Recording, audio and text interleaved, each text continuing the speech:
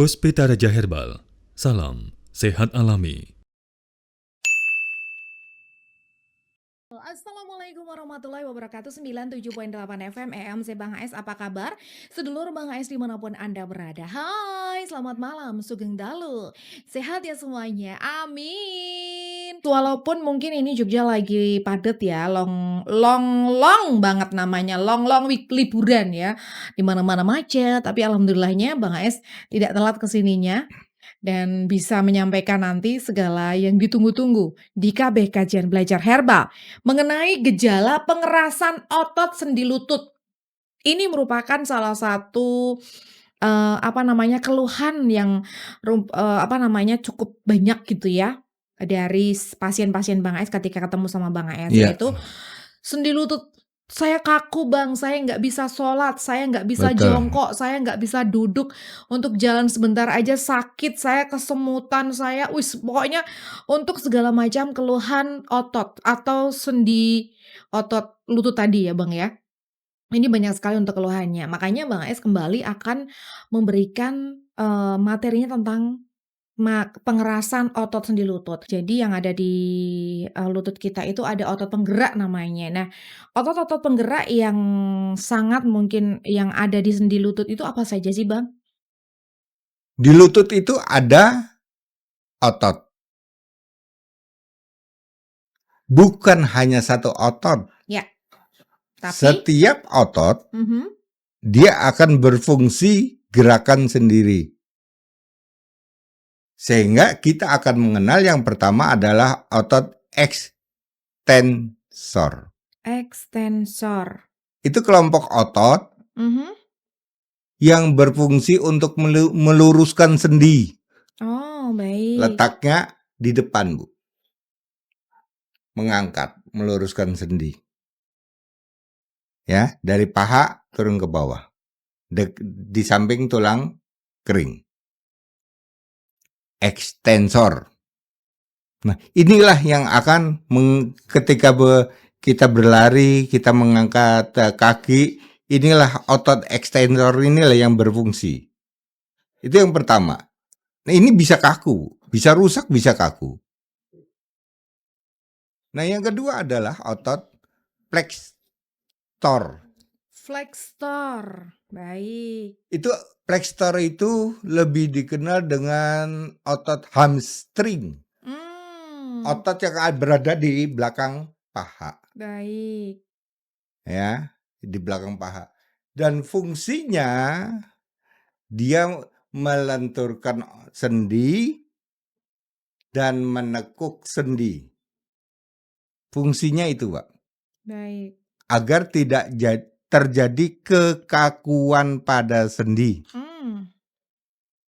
Sehingga Bapak dan Ibu pasti akan bertanya, yang jadi masalah saya kan sendi, Pak, bukan otot pada belakang paha.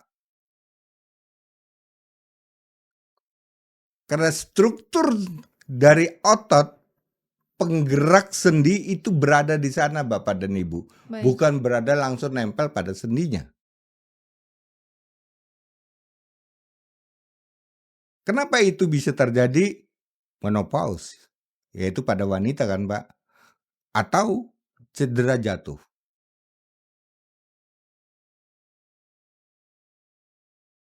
Kedua masalah ini bisa membuat orang menjadi kesulitan untuk menggerakkan kakinya.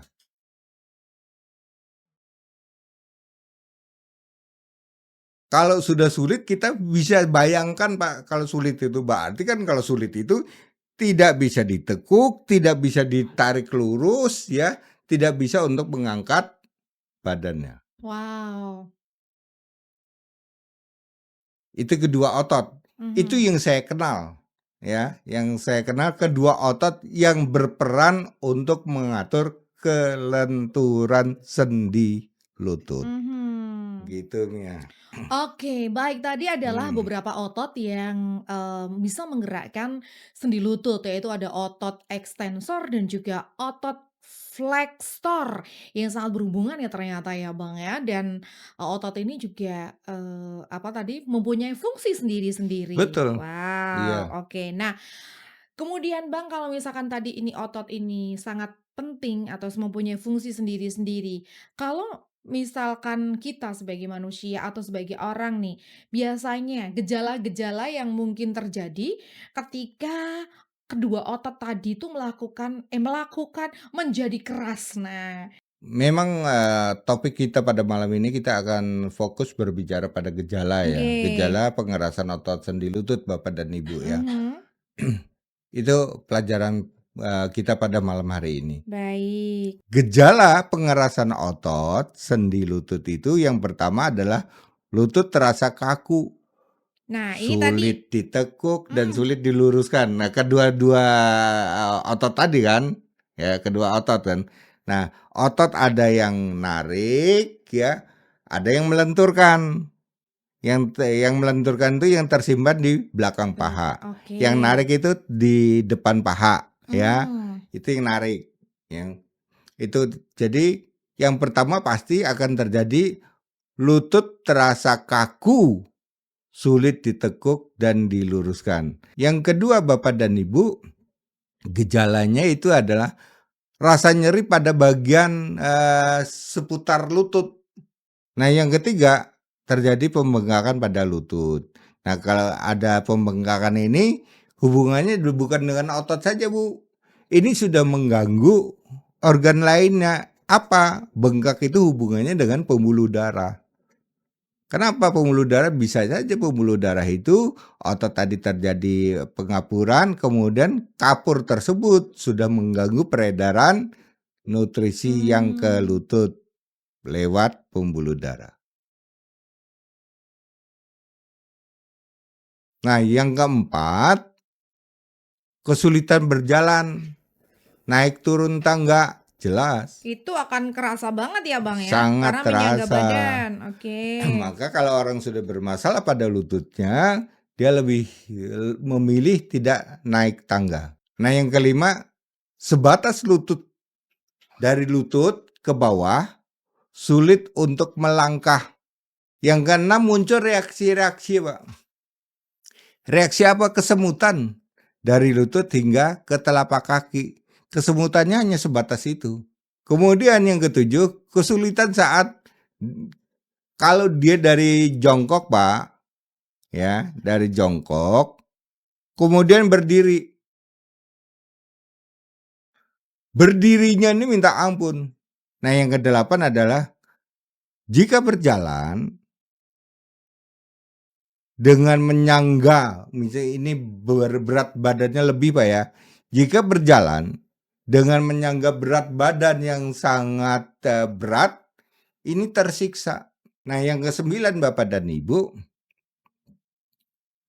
ketika tidur pada betis sering kram. Yang kesepuluh, kesulitan jongkok ketika BAB. Nah yang kesebelas, saat duduk lama timbul rasa kesemutan. Kenapa? Karena pada otot paha tadi, yang di belakang tadi Pak ya, Mhm. paha tadi, ini adalah kelompok-kelompok otot hamstring namanya. Oh, Hamstring itu oke. otot yang membuat lentur sendi ya. Kalau itu tertekan lama, duduk di kursi, apalagi kursinya keras, pasti akan muncul kesemutan. Mmm, Itu berarti ada kerusakan pada otot. Kemudian yang ke-12, dipastikan orang seperti ini pasti tidak kuat untuk berjalan lebih jauh. Kenapa ya Pak ya? Kan bukan jantung. Karena otot untuk berjalan ikut di dalam upaya menyangga tubuh. Sehingga ototnya lelah untuk melangkah lebih jauh. Yang ke-13, ketika berjalan, kaki serasa seperti dijerat, Pak. berat sekali. Yang ke-14, saat berjalan langkahnya tidak bisa tinggi dan tidak bisa panjang. Jadi jalannya kecil-kecil sekali, Pak. Oh, timi-timi. Timi-timi ya orang Jawa bilang ya. Nah, yang ke-15, tidak mau jelas, ini sangat jelas tidak mampu untuk melompat, jelas. Karena dia ngangkat badannya aja susah. Nah, yang ke-16 Bapak dan Ibu, dari duduk berdiri hilang keseimbangan, otot penyempurna, otot penyeimbang ini jadi baru bermasalah rusak, Pak. Ini masih di koridor pada pengerasan otot sendi lutut. Itu tadi ya, gejala-gejalanya ya Bang ya, dan biasanya, ketika Bang Ais mempunyai, oh ini ada gejala-gejala, ada solusinya gitu ya, karena Bang Ais itu solutif. Bapak Ibu, ada rebusan jamu ya, rebusan. Sebenarnya setelah saya uji coba trial namanya Bu ya. Setelah berhasil, oh ini tuh ternyata. Nah, kandungannya itu ada di kulit-kulitan Bu. Semua kita juga tidak menyangka, bahkan Bang Ais pun tidak menyangka kalau itu tidak belajar. Setelah belajar baru tahu. Kulit kayu puhung atau kulit kayu telo, kulit kayu umbi. Umbi, telo pohung. Puhung ya. Oke. Nah, telo puhung itu ternyata kulitnya, Pak. Kulitnya itu mampu atau mempunyai kandungan yang dapat melenturkan atau melemaskan otot. 25 cm kayu, ambil kulitnya, potong Baik. kecil-kecil. Yang kedua, ada lagi kulit kayu kelor. Jadi kulit kayu kelor itu bukan pohon kelor yang besar itu kita tebang, Pak. Cukup yang cabangnya, rantingnya. Dahannya ya Bang ya. Ya, kemudian kulitnya kita ambil. Berapa senti Bang? Sama, 25 cm juga. Terus kulit kayu talok atau kersen. Ini bisa kita ambil 25 cm juga, rantingnya, kemudian kita ambil kulitnya. Selanjutnya ada kulit kayu salam. Ya. Ini untuk pereda nyerinya. Untuk kulit kayu salam ini sama kita ambil 25 cm juga.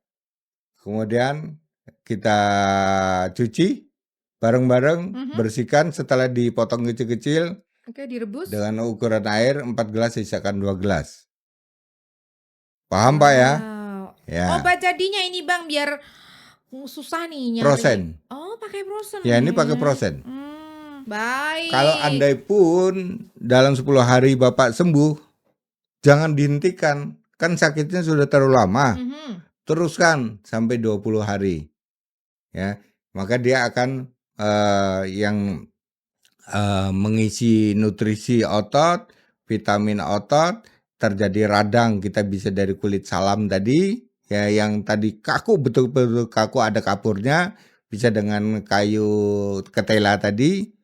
Terus kelor dan talok ini kaya akan protein dan potasium yang bisa membantu kerusakan otot tersebut. Wow. Baik, Bang AS, are you ready untuk Q&A ya Bang ya?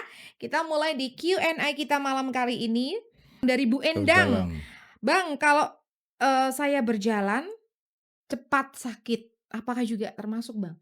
Kalau berjalan cepat sakit, lutut maksudnya. Iya. Sama Bu, sama ya ototnya. Jadi kalau gini loh bedanya. Kalau persendian yang sakit, persendian Bu ya, berarti persendian itu, sendi itu kan seperti tempurung Bu. Di dalamnya ada oli, ya ada pelumas. Terus ada bantalan yang menghubungkan agar sendi ini bisa bertemu, kemudian bisa menekuk. Itu persendian, ya. Kalau ciri-cirinya dari sendi ini kehabisan oli, dia duduk aja sakit.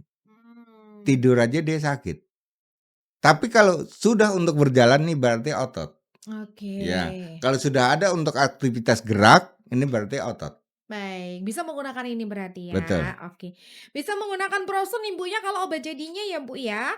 Ada juga dari Kak Safa 262829. Assalamualaikum Bang, Waalaikumsalam. izin bertanya, kalau mata kunang-kunang obat tebusannya apa ya Bang ya? Kunang-kunang ini bisa juga karena darah rendah, Mhm, kunang-kunang bisa karena kekurangan HB, baik, kunang-kunang bisa darah kurang protein. mhm, Artinya ini cukup dengan G1000. Q1000, Oke. Nah, oke, kunang-kunang tuh efek mata berkunang-kunang, tapi bukan matanya yang kita obatin. mhm, Nah, vitamin yang ada di darah yang kurang apa itu yang kita tambah gitu. Berarti baik. bisa dengan G1000, terus yang di blender adalah jus HB. Jus HB ya, Kak Safa, jus HB itu ada bayam 5, kacang panjang 3, selada keriting 3, dijus dengan segelas Ya, air dan disaring. Dari Kak Mardiana, Waalaikumsalam. Mama saya sering oleng kepalanya, tapi tidak sakit. Kalau di jalan kayak mau jatuh. Oh, hilang keseimbangan. keseimbangan. Ini juga HB Keseimbangan. sih, bukan bukan karena ini Hmm, tadi Kak. Jadi keseimbangan itu bisa tiroid, itu kelenjar jenis kelenjar, atau kekurangan vitamin, atau kelainan pada hormon. hmm, Berarti ada dua kemungkinan. Berarti yang untuk kelainan hormon kita bisa pakai A2 oke.